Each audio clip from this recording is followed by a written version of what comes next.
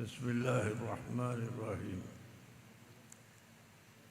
بسم الله عظيم القدرة والشان شديد البطش والبرهان حافظ الدين والقرآن.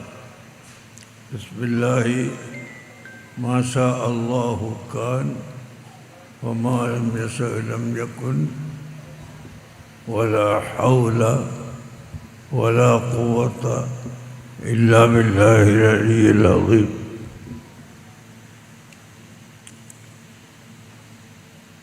الحمد لله الحمد لله الذي جعلنا من أمة سيدنا محمد صلى الله عليه وسلم.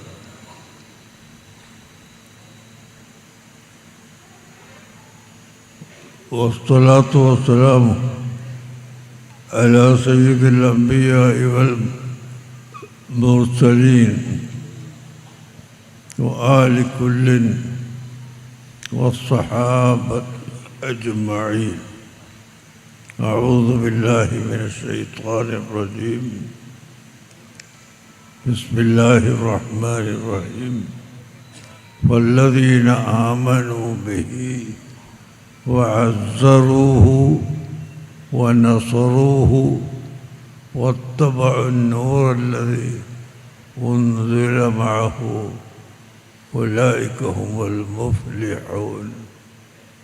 صدق الله العظيم وصدق وبلغ رسوله النبي الكريم، ونحن على ذلك من الشاهدين الشاكرين، والحمد لله رب العالمين.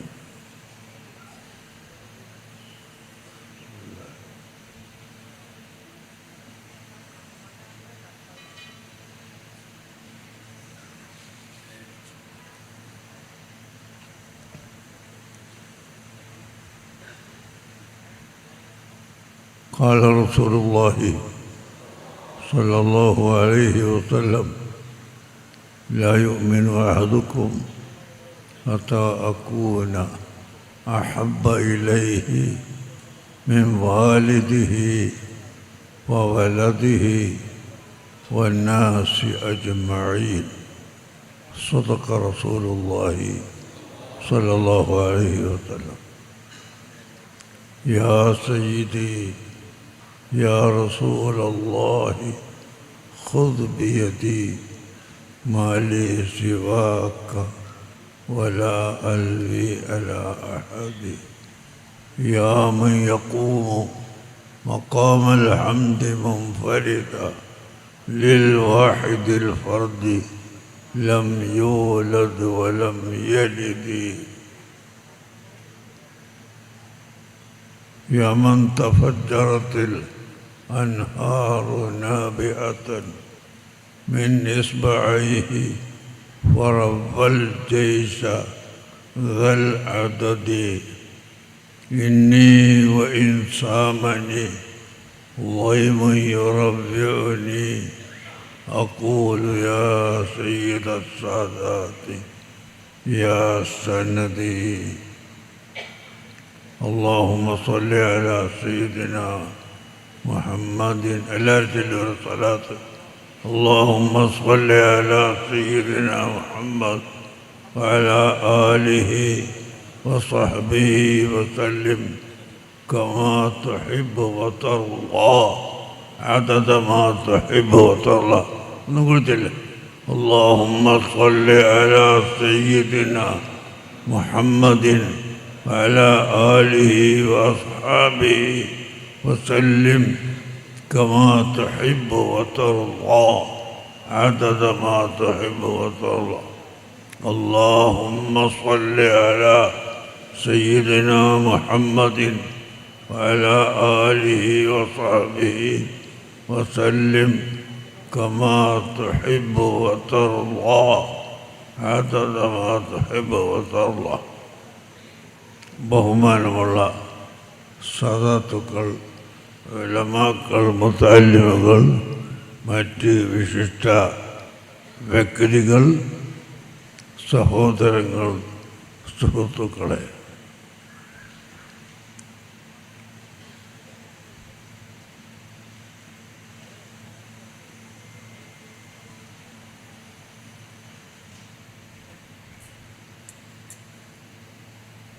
പരിശുദ്ധ ഇസ്ലാം എന്താണ്, ഈമാൻ എന്താണ് എന്ന ഒരു ചോദ്യത്തിന് ഒറ്റ മറുപടി അത്തസ്ദീഖു ബിമാ ജാഅ ബിഹി സയ്യിദുനാ മുഹമ്മദുൻ സ്വല്ലല്ലാഹു അലൈഹി വസല്ലം.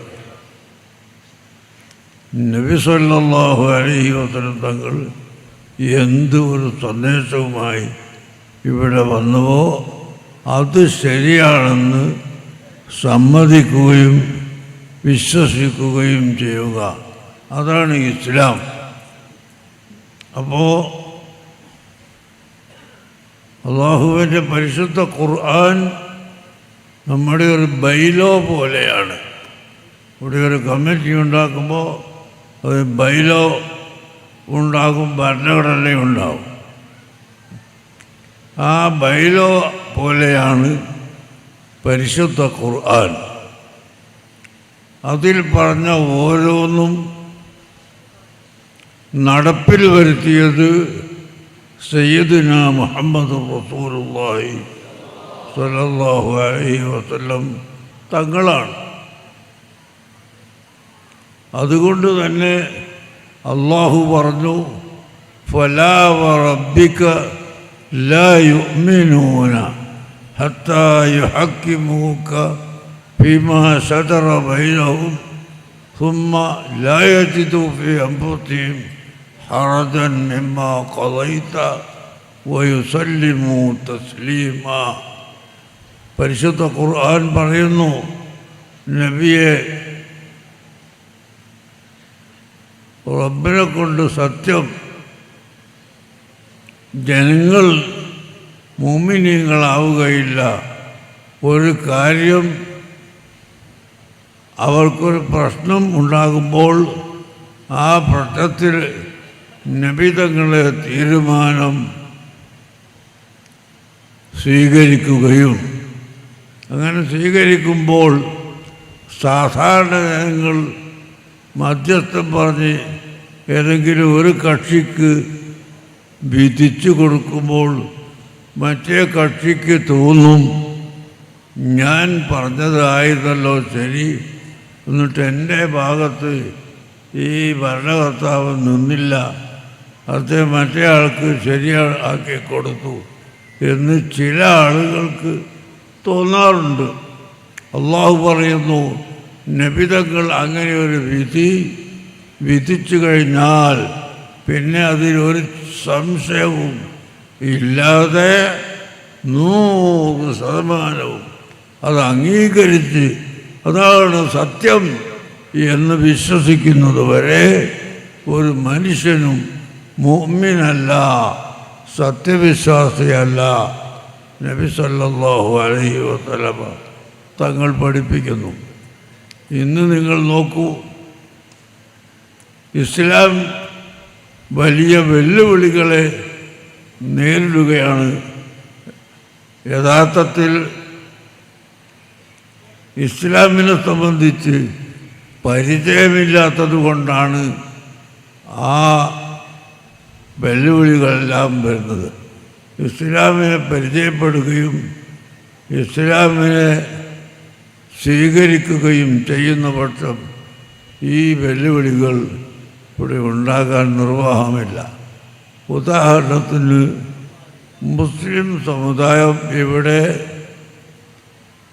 വർഗീയവാദികളാണെന്നും മറ്റുള്ള കക്ഷികളെ എല്ലാം അടിച്ച് അമർത്തുന്നവരാണെന്നും ആരോപണം പറയാറുണ്ട്. നിങ്ങൾ നോക്കൂ, എവിടെയാണ് വർഗീയത?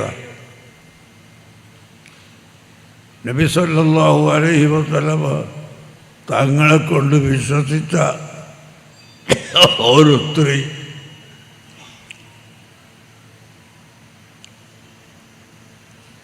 ആ സ്ത്രീയുടെ സഹോദരൻ അന്ന് വിശ്വസിച്ചിട്ടില്ല.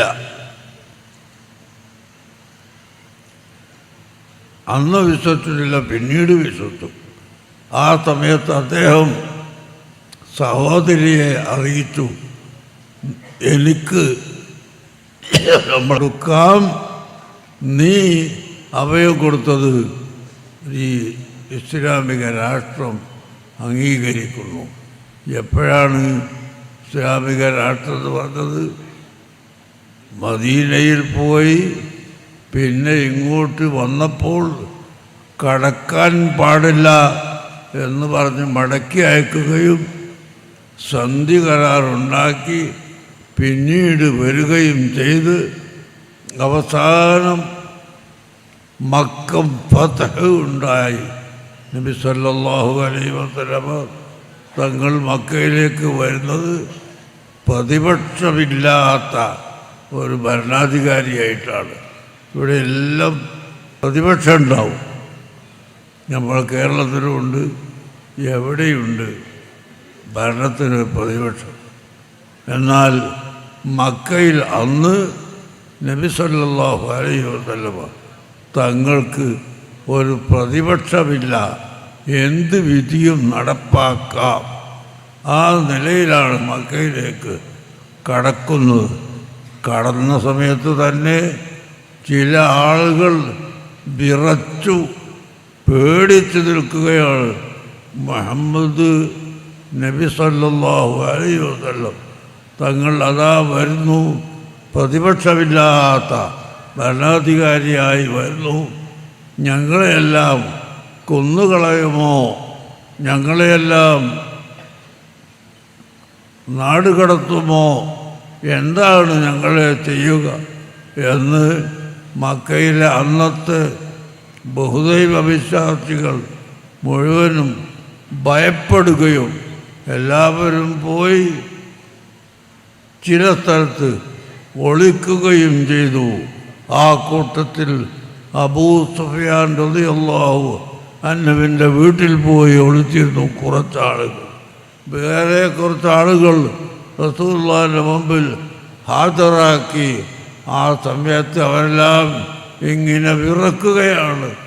ഇവിടെ പ്രതിപക്ഷമില്ലാത്ത ഒരു ഭരണാധികാരിയാണല്ലോ ഉള്ളത്, ഞങ്ങൾ എന്തു ചെയ്യും എന്ന് ആലോചിച്ച് പേടിച്ച് വിറക്കുന്ന സമയം നബി സല്ലല്ലാഹു അലൈഹി വസല്ലം തങ്ങൾ പറഞ്ഞത്, ഇദ്ഹബൂ വഅൻതും തുലഖാ, നിങ്ങളെല്ലാം പോയിക്കൊള്ളുക, നിങ്ങൾ യാതൊരു പേടിക്കണ്ട, ഞാൻ പ്രതികാരം വീട്ടുന്നില്ല. മൻ ദഖല ദാറ അബീ സുഫിയാൻ ഫഹുവ ആമിൻ. അബൂ സുഫിയാൻ്റെ വീട്ടിൽ പോയി ഒളിച്ച കുറേ ആളുകളുണ്ട്, അവരൊക്കെ വിശ്വസ്തരായി നിർഭയരായി അവിടെ നൊന്തുകൊള്ളട്ടെ, ഞാൻ അവരെ പിടിക്കാൻ ആളെ അയക്കുന്നില്ല, ഒന്നും ചെയ്യുന്നില്ല. എല്ലാ മതക്കാർക്കും അവരുടെ വിശ്വാസമനുസരിച്ച് നിൽക്കുന്നതിന് ഞാൻ ഒരിക്കലും എതിർത്തിട്ടില്ല. പക്ഷേ ഇസ്ലാം ഇവിടെ നിൽക്കാൻ സമ്മതിക്കൂല എന്ന് പറഞ്ഞവരോട് ഒരു ഡിഫൻസ് എന്ന നിലക്ക് മാത്രമാണ് ഇസ്ലാം യുദ്ധം ചെയ്തിട്ടുള്ളത്. ഇന്ന് നിങ്ങൾ നോക്കൂ, ഇസ്രായേലിൻ്റെ യുദ്ധം എത്ര ആയിരം കുട്ടികളെയാണ് അവർ കൊന്നത്, എത്ര പെണ്ണുങ്ങളെയാണ് കൊന്നത്. അല്ലാഹുവിൻ്റെ റസൂലിൻ്റെ കൽപ്പന ഒരു യുദ്ധത്തിലും ഒരു സ്ത്രീയെ പോലും കൊല്ലാൻ പാടില്ല, ഒരു കുഞ്ഞിനെ പോലും കൊല്ലാൻ പാടില്ല.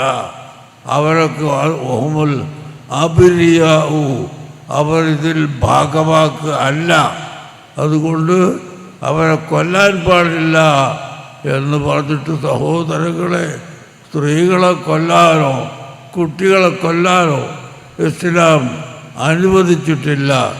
യുദ്ധം ചെയ്തവരോട് മാത്രം ആണ് യുദ്ധം ചെയ്യുന്നത്.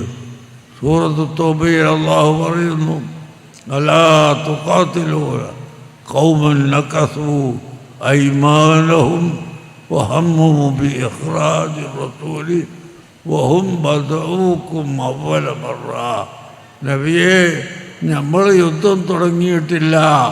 വഹും ബദഊക്കും അവ്വല മർറത്തിൻ, അവരാണ് ആദ്യമായി യുദ്ധം തുടങ്ങിയവർ. നമ്മൾ യുദ്ധം തുടങ്ങിയിട്ടില്ല.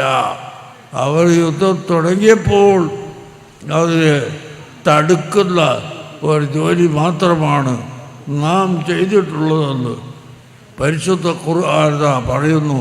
വഹും ബദഊക്കും അവ്വല മർറ, ആദ്യമായി നിങ്ങളോട് യുദ്ധം തുടങ്ങിയത് ആ മുശ്രിക്കുകളാണ്. നമ്മൾ യുദ്ധം തുടങ്ങിയിട്ടില്ല.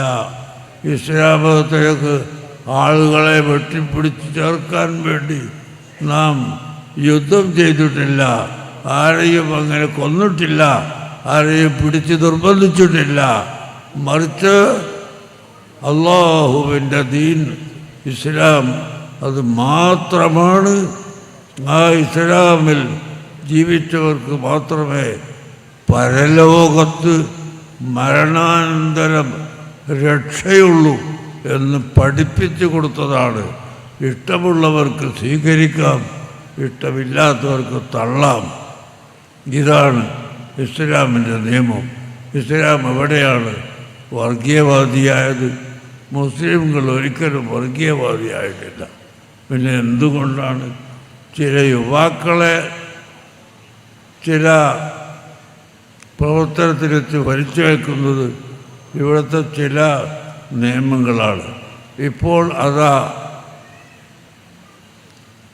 നല്ലൊരു വിധി സുപ്രീം കോർട്ട് വെച്ച് പൊളിക്കൽ ബിൽഡിങ്ങുകളും പള്ളികളും മദ്രസകളും അതുപോലെ വീടുകളും ലോഡ്ജുകളും ഇതെല്ലാം അനാവശ്യമായി പൊളിച്ച് കഴിഞ്ഞ ഒരു വർഷം മുമ്പ് 2-3 വർഷം മുമ്പ് എറണാകുളത്ത് വലിയ ഒരു ലോഡ്ജ്, ഒരു കെട്ടിടം, 100 കുടുംബങ്ങൾ താമസിക്കുന്ന കെട്ടിടം, ആ കെട്ടിടത്തിൽ നിന്ന് ആളുകളെയൊക്കെ ഒഴിവാക്കി അത് വെറുതെ അവിടെ നിന്നോട്ടെ എന്നാലും പൊളിക്കണ്ട എന്ന് നമ്മുടെ കേരള ഗവൺമെൻറ് അടക്കം പറഞ്ഞു നോക്കിയെങ്കിലും അന്നത്തെ സുപ്രീം കോർട്ട് ജഡ്ജി അത് സമ്മതിച്ചില്ല. പൊളിഞ്ഞേ പറ്റൂ എന്ന് പറഞ്ഞിട്ട് എറണാകുളത്തുണ്ടായിരുന്ന ആ കെട്ടിടങ്ങളെ ഒന്നായിട്ട് പൊളിച്ചു നീക്കി. ഇന്ന് ആ ജഡ്ജിമാർ മാറിയോ? ഇല്ലേ? ഏതായാലും വേറെ ആളുകൾ വന്ന് സുപ്രീം കോർട്ട് അതാ വിധിച്ചിരിക്കുന്നു. ആ പൊളിക്കൽ പ്രശ്നം നിർത്തണം. അൽഹംദുലില്ലാഹ് അത് ഒരു സ്ഥിരമായ വിധിയല്ല എങ്കിലും അത് സ്ഥിരമായ വിധി ആകണമെന്ന് നമ്മൾ ആഗ്രഹിക്കുന്നു. ആവശ്യമുള്ളത് മാത്രമേ പൊളിക്കാൻ പാടുള്ളൂ. അനധികൃതമായി എടുത്തത് മാത്രമേ പൊളിക്കുകയോ നീക്കുകയോ ചെയ്യാൻ പാടുള്ളൂ എന്ന് നമുക്ക് ഇനിയും കോടതിയോട് പറയാം. ഏതായാലും ഇപ്പോൾ കോടതി അതാ അങ്ങനെ ഒരു താൽക്കാലിക വിധിയെങ്കിലും, അങ്ങനെയല്ലേ താൽക്കാലിക വിധിയല്ലേ, താൽക്കാലികമാണ് ഇപ്പോൾ പറഞ്ഞത്. ഇനി അത് ശാശ്വതമാക്കണം. ആക്കിയാൽ സമാധാനമായി. ഞാൻ തൻ്റെ സുബ്ഹാനല്ലാഹ് എറണാകുളത്ത് ആ വലിയ കെട്ടിടം ഇങ്ങനെ പൊളിഞ്ഞു വീഴുന്നത് കണ്ടപ്പോൾ വളരെ വേദനിച്ചു പോയി. എന്തൊരു ബുദ്ധിയാണ് അന്നത്തെ ഈ ജഡ്ജിമാർക്കുണ്ടായിരുന്നത് എന്ന് ആലോചിച്ചു പോയി. ആളുകൾ അതിൽ താമസമില്ല, എല്ലാവരും ഒഴിഞ്ഞുപോയി. എന്നിട്ട് നല്ല ഉറപ്പുള്ള കെട്ടിടം അത് ബുൾഡോസർ വെച്ചുകൊണ്ട് പൊളിച്ചു നീക്കാൻ ഓർഡറാക്കി. അങ്ങനെ പൊളിച്ച് അത് വീഴുന്ന സമയത്ത് നമ്മൾ ഹൃദയം പൊട്ടുകയായിരുന്നു. പക്ഷേ ഇന്ന് ഈ വിധി ഉണ്ടായത് താൽക്കാലികമാണെങ്കിലും ഇൻഷാ അല്ലാഹ് അത് ശാശ്വതമാകുമെന്ന് നമ്മൾ മനസ്സിലാക്കുന്നു. ചില വിധികളൊക്കെ ശാശ്വതമാകാത്തതും അറിയാത്തതും അഡ്വക്കറ്റുമാർ ശരിക്ക് വാദിക്കാത്തത് കൊണ്ടാണെന്ന് അല്ലാഹു അഅലം. വാദിച്ചാലും സ്വീകരിക്കുക, ചില ആളുകൾ. ഇപ്പോൾ നമ്മുടെ കേരളത്തിൽ സ്ത്രീകളുടെ തലാഖിൻ്റെ വിഷയത്തിൽ ഖുൽഅ എന്നൊരു വിഷയമുണ്ട്. ആ വിഷയത്തിന് എറണാകുളത്ത് ഹൈക്കോടതിയിൽ നിന്ന് ഒരു വിധിയുണ്ടായി. ആ വിധിക്കെതിരായി മർക്കത്ത് സഖാഫത്ത് സുന്നിയ, നിങ്ങളെല്ലാം സഹായിക്കുന്ന സ്ഥാപനമാണല്ലോ മർക്കത്ത്. ആ സ്ഥാപനത്തിലെ വിദ്യാർത്ഥികൾ നേരത്തെ നമ്മളോട് പറഞ്ഞല്ലോ, ബാർ കൗൺസിലിലെ ചെയർമാൻ പറഞ്ഞല്ലോ, ചെയർമാൻ അല്ലായിരുന്നു അല്ലേ, അദ്ദേഹം സഹായിച്ചെന്ന് പറഞ്ഞല്ലോ. അങ്ങനെ നമുക്ക് അംഗീകാരം കിട്ടി. അവിടെ പഠിച്ച കുട്ടികൾ നല്ല ജോറായിട്ട് പഠിച്ച് അവർ ഹൈക്കോർട്ടിൽ എൻറോൾ ചെയ്തപ്പോൾ ഉടനെയാണ് ഈ കേസുണ്ടായത്. അങ്ങനെ നമ്മുടെ ഒരു സഖാഫി അവിടെ കോർട്ടിൽ പോയി അതിനെതിരായി വാദിച്ചപ്പോൾ 2-3 മണിക്കൂർ സംസാരിച്ചപ്പോൾ ജഡ്ജിക്ക് തന്നെ ഞാൻ പറഞ്ഞത് തെറ്റിപ്പോയി എന്നൊരു തോന്നൽ വന്നു. പക്ഷേ പറഞ്ഞതിനെതിരായിട്ട് അയാൾക്ക് തന്നെ വിളിക്കാൻ നിവൃത്തിയില്ലല്ലോ. അതുകൊണ്ട് അയാൾ പറഞ്ഞ് നിങ്ങൾ സുപ്രീം കോർട്ടിൽ പോയിക്കോളി. അയാളെ ഈ ചില ആളുകളെയും ധാരണയുള്ളത് സുപ്രീം കോർട്ടിൽ പോയാൽ ഈ കേസൊന്നും അവിടെ അഡ്മിറ്റ് ചെയ്യൂല എന്നായിരുന്നു. അൽഹംദുലില്ലാഹ് നമ്മുടെ കുട്ടികൾ വാദിച്ച് അത് അവിടെ അഡ്മിറ്റ് ചെയ്യിപ്പിച്ച് ഇപ്പോൾ സുപ്രീം കോർട്ടിൽ നിൽക്കുകയാണ്. ഖുൽഇൻ്റെ മസല ഇസ്ലാം നിർദ്ദേശിക്കുന്നത് വേറെ, ഈ അറിവില്ലാത്ത ജഡ്ജിമാർ പലരും വിധിക്കുന്നത് വേറെ. ഇതിനെല്ലാം പരിഹാരം നാം ഇസ്ലാമിൽ തന്നെ കണ്ടുപിടിച്ചിട്ടുണ്ട്, നാം അത് പഠിച്ചിട്ടുണ്ട്. അത് മഹാന്മാരായ സ്വഹാബത്തും താബിഈകളും ഇമാമുകളും പഠിപ്പിച്ച വിഷയങ്ങൾ നമ്മുടെ ഗ്രന്ഥങ്ങളിൽ ഉണ്ട്. ഏതായിരുന്നാലും അൽഹംദുലില്ലാഹ് വലിയ സമാധാനം.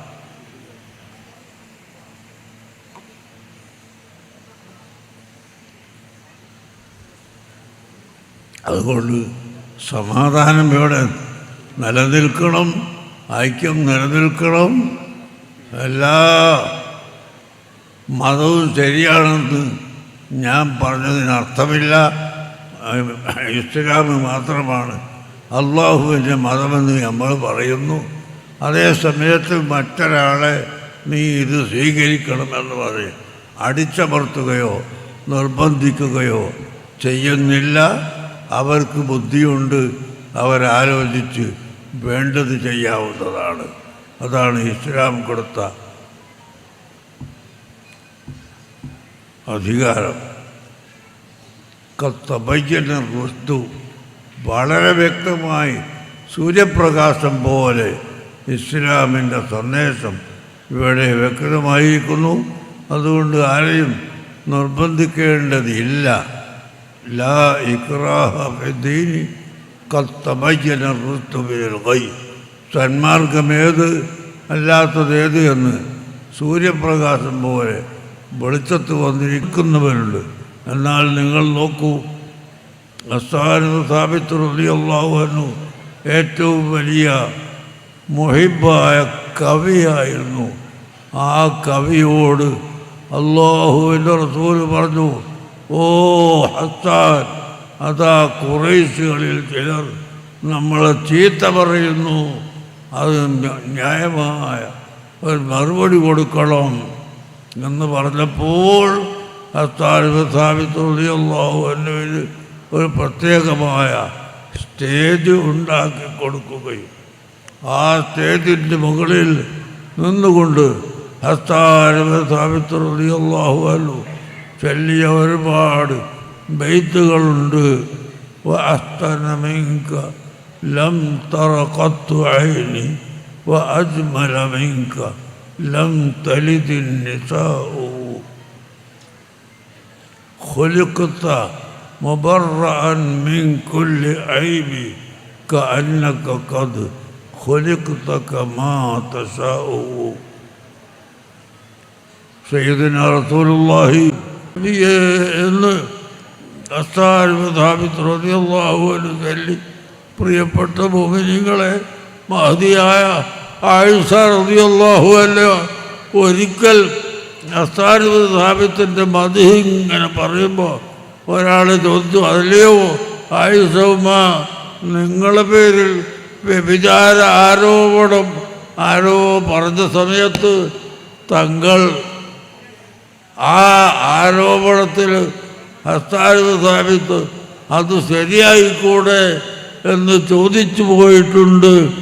ആ ഹസ്സാൻ ഇബ്നു സാബിത്തിനെയാണോ തങ്ങൾ ഇത്രയും സന്തോഷിക്കുന്നത് എന്ന് ആയിഷ ബീവിയോട് നിങ്ങളെന്താണ് ഈ ഹസ്സാൻ നിങ്ങളെപ്പറ്റി വ്യഭിചാരോപരം പറഞ്ഞിട്ട് പോലും അദ്ദേഹത്തെ നിങ്ങൾ ഇത്രയും മദ്ഹ് ചെയ്യുന്നത് എന്താണെന്ന് ചോദിച്ചപ്പോൾ ആയിഷ റളിയല്ലാഹു അൻഹ പറഞ്ഞു, ഫഇന്ന അബീ വവാലിദതീ വഇർദി ലിഇർദി മുഹമ്മദിൻ മിൻകും ഫിദാഉ എന്ന ഒരൊറ്റ വരി ബൈത്ത് റസൂലുള്ളാഹിനെ പറ്റി ചൊല്ലിയത് മാത്രം ഹസ്സാൻ ഇബ്നു സാബിത്ത് ജീവിതം മുഴുവനും തെറ്റ് ചെയ്തിട്ടുണ്ടെങ്കിൽ പോലും അത് പുറത്തു കൊടുക്കാൻ മാത്രം പര്യാപ്തമാണ് എന്ന് മഹദിയായ ആയിഷ റളിയല്ലാഹു അൻഹ പറഞ്ഞത് ഇമാം ബുഖാരി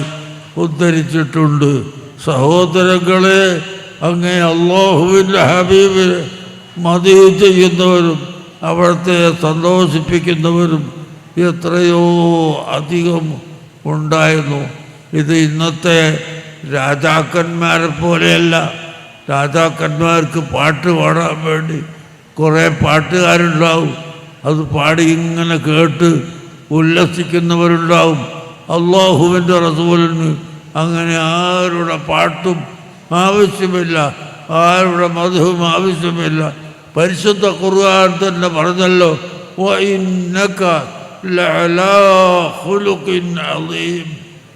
ആദം നബി അലൈഹിസ്സലാം മുതൽക്ക് 1.25 ലക്ഷം വരുന്ന അംബിയാ മുർസലീങ്ങളുടെയും അതിൻ്റെ ഇടയിലുള്ള ലക്ഷോപലക്ഷം ഔലിയാക്കളുടെയും സജ്ജനങ്ങളുടെയും സൽസ്വഭാവം അത് മുഴുവനും ഒരുമിച്ച് കൂട്ടി അതിൻ്റെ മുകളിൽ കയറിയിരിക്കുന്നത് പോലെ വഇന്നക ലഅലാ ഖുലുഖിൻ അളീം, അളീമായ സ്വഭാവത്തിൻ്റെ മേലെയാണ് തങ്ങളിരിക്കുന്നതെന്ന് ഖുർആനിലൂടെ അല്ലാഹു തആല അറിയിക്കുകയുണ്ടായി. തങ്ങൾ നല്ല സൽസ്വഭാവിയാണ് എന്നല്ല പറഞ്ഞത്.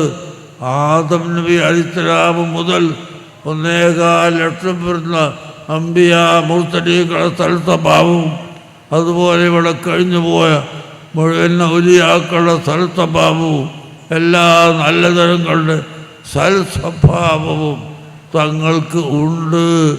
അത്രയും വലിയ മഹത്വമാണ് അവിടേക്കുള്ളതെന്ന് പരിശുദ്ധ ഖുർആൻ തന്നെ പറഞ്ഞിട്ടില്ലേ?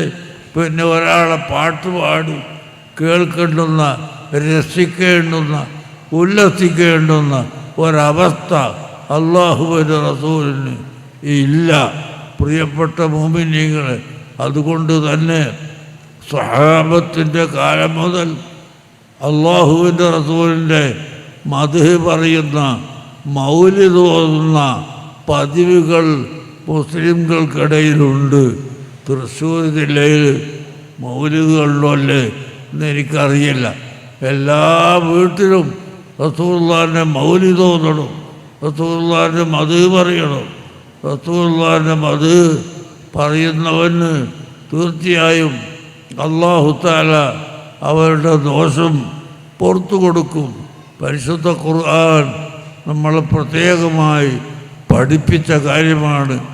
ഫബിദാലിക ഫൽയഫ്റഹൂ, അല്ലാഹുവിൻ്റെ റഹ്മത്ത്, വമാ അർസൽനാക ഇല്ലാ റഹ്മത്തൻ ലിൽ ആലമീൻ, അഖില ലോക ചരാചരങ്ങൾക്കും റഹ്മത്തായിട്ടല്ലാതെ തങ്ങളെ നാം അയച്ചിട്ടില്ല നബിയെ എന്ന് അല്ലാഹു സുബ്ഹാനഹു വ തആല പറയുന്നു.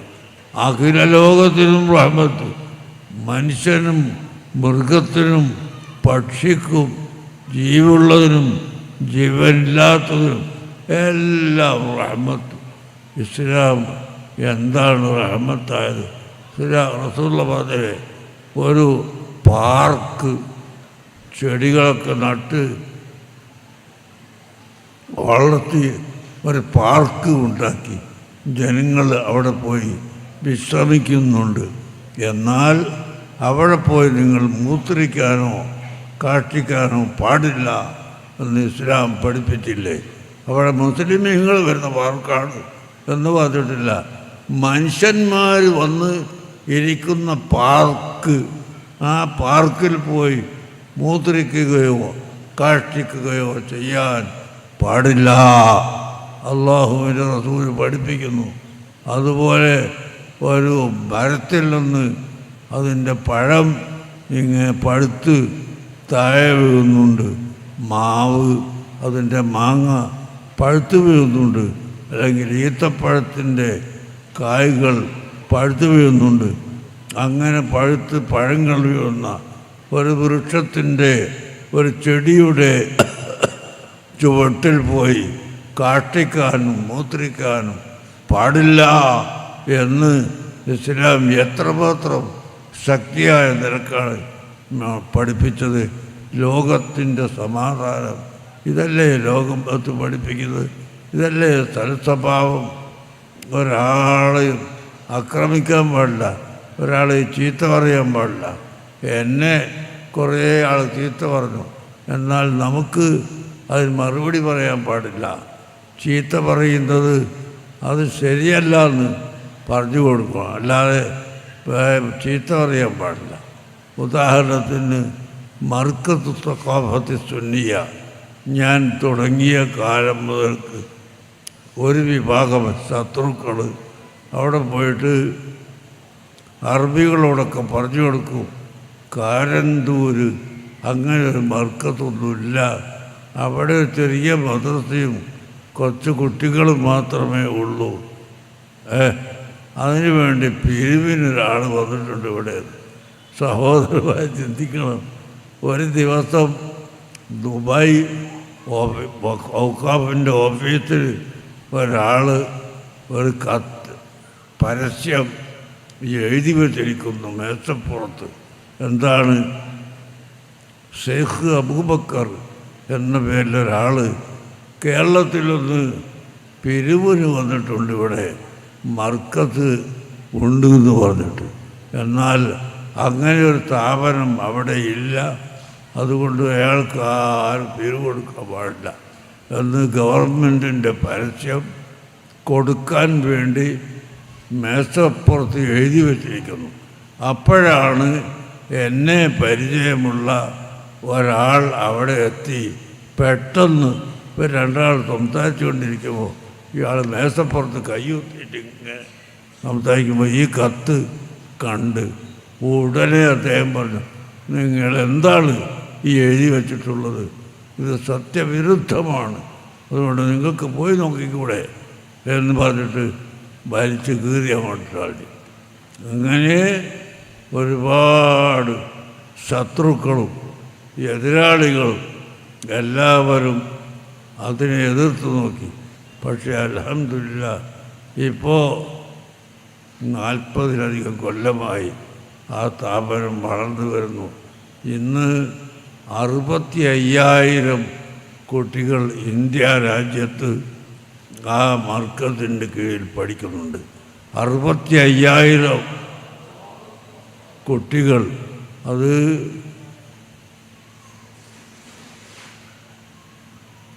ബംഗാളിലും അതുപോലെ ഒറീസയിലും ജാർഖണ്ഡിലും ഹരിയാനയിലും ഇന്ത്യയുടെ പല ഭാഗങ്ങളുണ്ട്.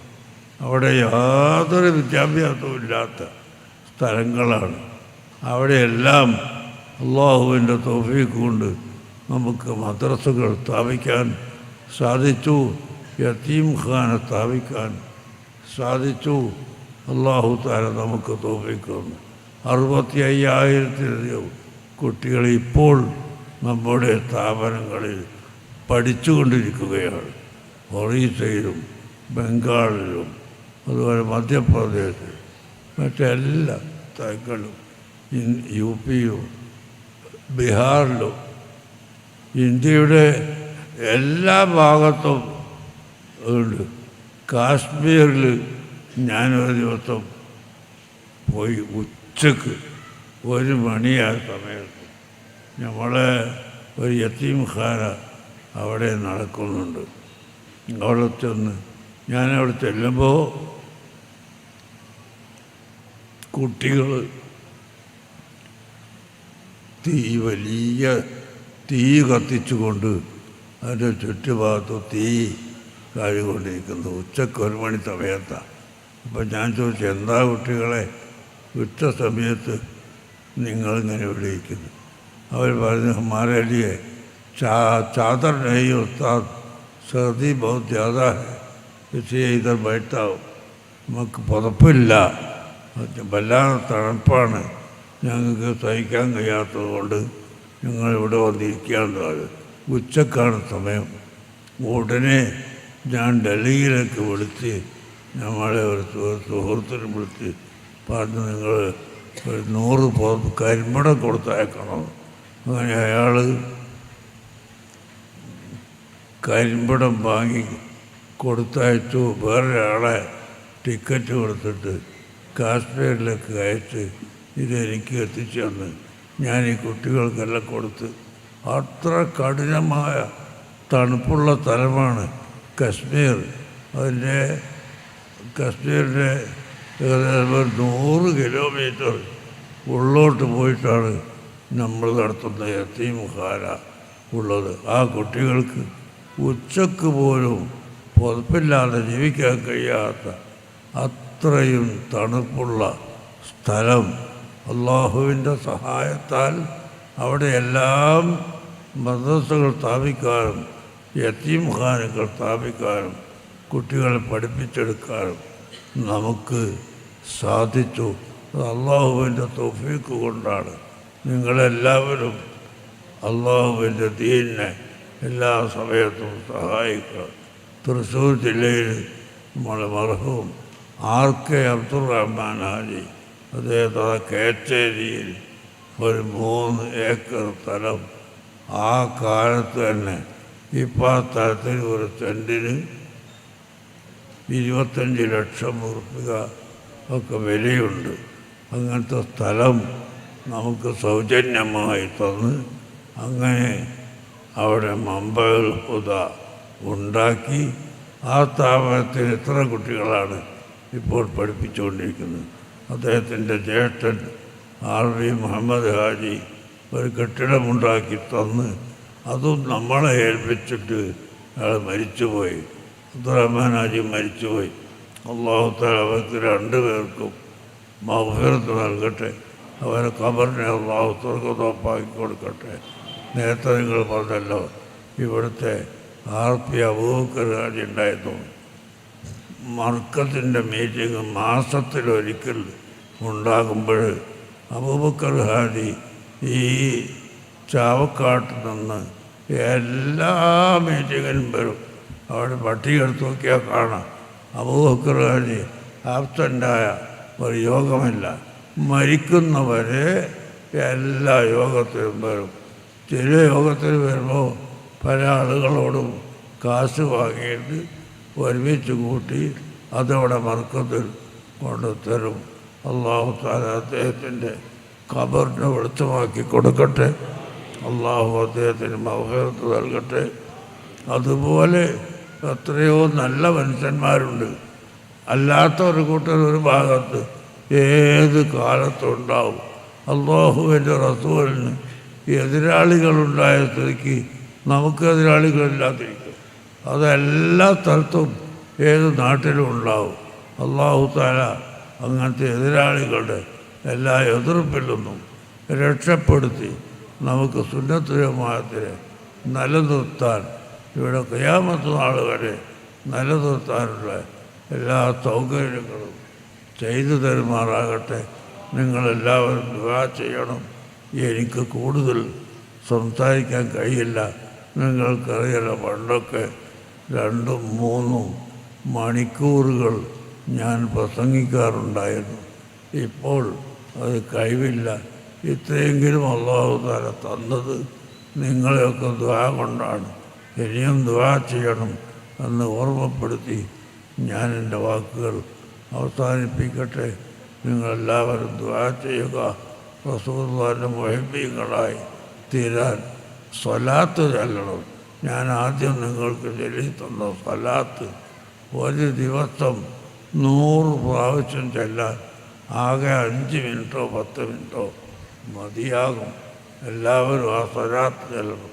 അല്ലാഹുമ്മ സ്വല്ലി അലാ സയ്യിദിനാ മുഹമ്മദിൻ വഅലാ ആലിഹി വസ്വഹ്ബിഹി വസല്ലിം കമാ തുഹിബ്ബു വതർളാ അദദ മാ തുഹിബ്ബു വതർളാ. ഈ സ്വലാത്ത് നിങ്ങളും നിങ്ങളുടെ ഭാര്യമാരും എല്ലാവരും വീട്ടിലുള്ള മുഴുവൻ ആളുകൾ ചൊല്ലിയാൽ ഇൻഷാ അല്ലാഹ് നമ്മുടെ ഈമാൻ സലാമത്താവും. മരിക്കുന്ന സമയത്ത് മുഅ്മിനായി മരിക്കാൻ കഴിയും. എല്ലാ ആളുകൾക്കും റസൂലുള്ളാഹിന്റെ ശഫാഅത്തിൽ ഉൾപ്പെടാൻ കഴിയും. അല്ലാഹു സുബ്ഹാനഹു വ തആല തൗഫീഖ് നൽകട്ടെ. തങ്ങളെ ഇനി നീട്ടാനാവില്ല, നിർത്തല്ലേ.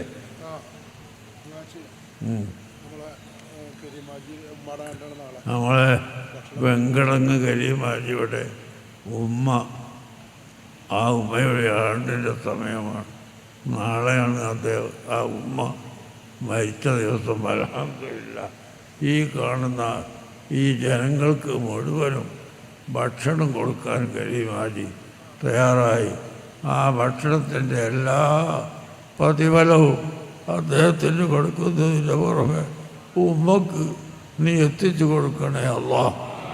റഹ്മാനേ, ഞങ്ങളിൽ നിന്ന് മരിച്ചുപോയ എല്ലാവർക്കും ഞങ്ങൾ ഈ സംസാരിക്കുന്നതിൻ്റെയും സ്വലാത്ത് ചൊല്ലുന്നതിൻ്റെയും എല്ലാ പ്രതിഫലവും നീ എത്തിച്ചു കൊടുക്കണം റഹ്മാനെ.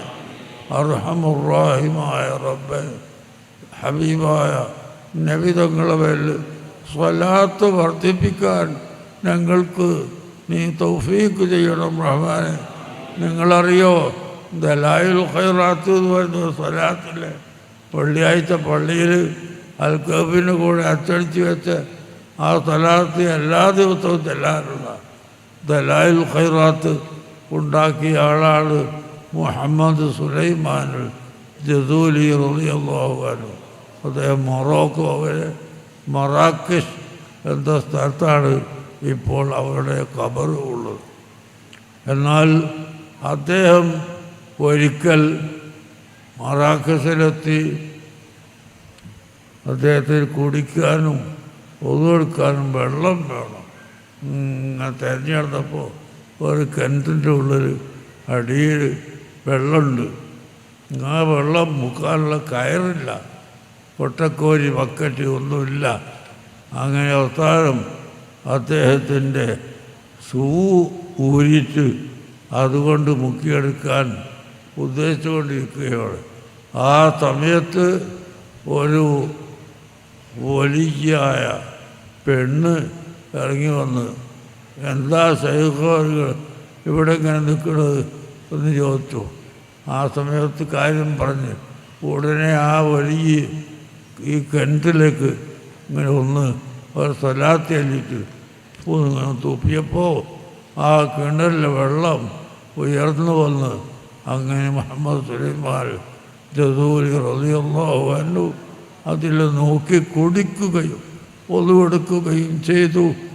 ഇതെങ്ങനെ ബിമൻ ഇരുത്തി ഹാദിഹിൽ ഫളീല, മോളെ നീ എനിക്ക് ഈ സ്ഥാനം എങ്ങനെ കിട്ടി എന്ന് ചോദിച്ചപ്പോൾ ബികസറത്തി സ്വലാത്തി അലൽ ഹബീബി സ്വല്ലല്ലാഹു അലൈഹി വസല്ലം, റസൂലുള്ളാഹിന്റെ മേൽ സ്വലാത്ത് വർദ്ധിപ്പിച്ചത് കൊണ്ട് കിട്ടിയതാണ് എന്ന് പറയുകയുണ്ടായി. ആ സമയത്ത് സുലൈമാൻ ജസൂലി തങ്ങൾ കരുതുന്നു, റസൂലുള്ളാഹിന്റെ മേൽ സാധാരണക്കാരായ ജനങ്ങൾക്ക് സ്വലാത്ത് ചെല്ലാറുള്ള ഒരു സ്വലാത്തിന് ഞാൻ ഒരുമിച്ച് കൂട്ടുന്നതാണ്. അങ്ങനെ ഒരുമിച്ച് കൂട്ടിയ സ്വലാത്താണ് ദലായിൽ ഖൈറാത്ത് എന്ന് പറയുന്ന സ്വലാത്ത്. കഴിയുന്നവരെല്ലാം ചെല്ലാൻ നോക്കണം. അല്ലാഹു തആല നമുക്ക് ഖബറിൽ ചെല്ലുമ്പോൾ ഒരു സഹായം വേറെ ഉണ്ടാവില്ലല്ലോ. ഇന്ന് എനിക്ക് ഇങ്ങോട്ട് വരാൻ, എനിക്ക് കാറിൽ കൊണ്ടുവരാൻ ആളുണ്ട്, എനിക്ക് വെള്ളമുക്കി തരാൻ ആളുണ്ട്, എനിക്ക് വീശിത്തരാൻ ആളുണ്ട്, എല്ലാം ആളുണ്ട്. എന്നാൽ ഖബറിൻ്റെ ഉള്ളിൽ നമ്മളല്ലാതെ വേറെ ആരുമില്ലല്ലോ. അവിടെ നമുക്ക് സഹായിയാവാൻ അള്ളാഹുവിൻ്റെ മലായികത്തും അള്ളാഹുവിൻ്റെ റസൂലും സഹായിയാവാൻ നിങ്ങളെല്ലാം സ്വലാത്തിനെ വർദ്ധിപ്പിക്കണം. ഖബറിൽ ചെല്ലുന്ന സമയത്ത് അഷ്റഫുൽ ഖൽഖ് സ്വല്ലല്ലാഹു അലൈഹി വസല്ലം തങ്ങളെ കാണിച്ചുകൊണ്ട് മലക്കുകൾ ചോദിക്കും, മാ ഇൽമുക ബിഹാദർ റജുലി, ഈ കാണുന്ന ആളെ നിനക്ക് അറിയാമോ, നിനക്ക് പരിചയമുണ്ടോ എന്ന് ചോദിക്കുന്ന സമയത്ത് അതാ മുനാഫിഖ്, ശരിയായ വിശ്വാസമില്ലാത്തവൻ പറയില്ല, അതിരി വച്ചിട്ടില്ല, അതിരി എനിക്കറിയില്ല എന്ന് പറയും. ആ സമയത്ത് അവൻ്റെ തലക്ക് മേൽ അടിക്കപ്പെടും. അമ്മൽ മൂമിനു അൽ മൂക്കിനു, നല്ല ഉറപ്പുള്ള മൂമിൻ, റസൂലുള്ളാഹിൻ മഹബത്ത് വെച്ച മൂമിൻ പറയുന്നു, ഹാദാ റസൂലുള്ളാഹി, ഇത് അല്ലാഹുവിൻ്റെ റസൂലാണ്. ജാഅനാ ബി കിതാബില്ല, അല്ലാഹുവിൻ്റെ കിതാബുമായി ഞങ്ങളിലേക്ക് വന്നു. ഫആമന്ന ബിഹി, ഞങ്ങളവിടുത്തെ കൊണ്ട് വിശ്വസിച്ചു എന്ന് പറയുന്ന സമയത്ത് നൗമത്തൽ അറൂസ്, ഇനി നീ എന്നോട് ചോദ്യത്തിൻ്റെ ആവശ്യമില്ല, നീ റസൂലുള്ളാഹി സ്വല്ലല്ലാഹു അലൈഹി വസല്ലമ തങ്ങളെ പരിചയമുള്ള ആളാണല്ലോ, അതുകൊണ്ട് ഇനി നിന്നോട് ചോദ്യമില്ല, നീ ഖബറിൻ്റെ ഉള്ളിൽ വിശ്രമിക്കുക എന്ന് മലായിക്കത്ത് പറയുമെന്ന് ഇമാം ബുഖാരി ഉദ്ധരിച്ച ഹദീസിൽ നമുക്ക് കാണാവുന്നതാണ്. സഹോദരന്മാരെ, അതുകൊണ്ട് അള്ളാഹുവിൻ്റെ റസൂലിൻ്റെ മേൽ എല്ലാവരും സ്വലാത്തിനെ വർദ്ധിപ്പിക്കണം, കൂടുതൽ സ്വലാത്ത് ചെല്ലണം. നടത്തത്തിലും ഇരുത്തത്തിലും ഉറക്കത്തിലും ഉണർച്ചയിലും എന്ന് പറഞ്ഞാൽ ഉറങ്ങാൻ പോകുമ്പോൾ എന്നർത്ഥം, ഉറക്കത്തിലല്ല, ഉറങ്ങിപ്പാൻ പോകുന്ന സമയത്തും ഉറങ്ങി എഴുതിയേൽക്കുന്ന സമയത്തും നിങ്ങൾ എവിടെ പോകുമ്പോഴും സ്വലാത്ത് വർദ്ധിപ്പിക്കുക. എന്നാൽ ഈമാൻ സലാമത്തായി മരിക്കാൻ കഴിയും. അല്ലാഹു തആല നമുക്കെല്ലാവർക്കും നമ്മുടെ ഈമാനെ പൂർത്തീകരിച്ച് തരുമാറാകട്ടെ.